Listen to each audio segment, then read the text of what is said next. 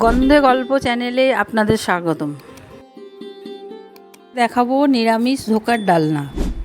প্রথমে নিয়ে নিয়েছি কাজু, মগজদানা, টমেটো বাটা, লাল ক্যাপসিকাম ও পোস্ত। পরে ছোলার ডালটা আমি বেটে নিয়েছি।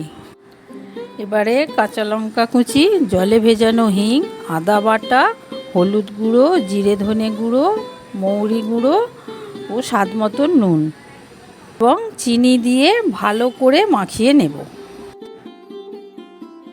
এরপরে ডাল বাটাটা সাদা তেলে ভালো করে নাড়াচাড়া করে নেব।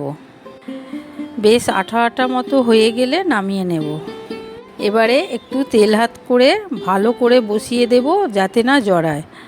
আমি এইটা ডায়মন্ড শেপে কেটে নিয়েছি, আপনারা যে কোনো শেপে কাটতে পারেন।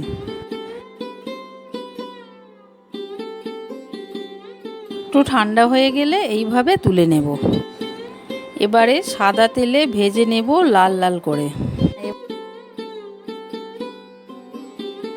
শুকনো লঙ্কা, তেজপাতা ও গোটা জিরে দিয়ে হালকা ভেজে নেব।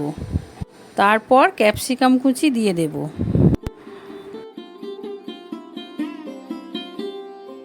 অল্প চিনি দেব।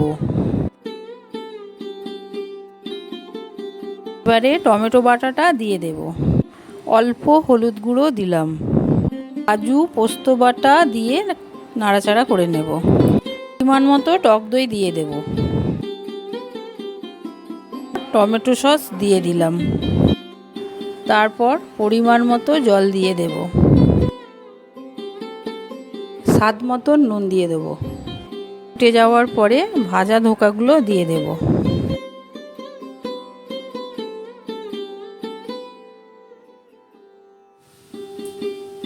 পাঁচ মিনিট মতন ফুটিয়ে নামিয়ে নেব। নিরামিষ পাতে ধোকার ডালনা কিন্তু বেশ জমে যাবে।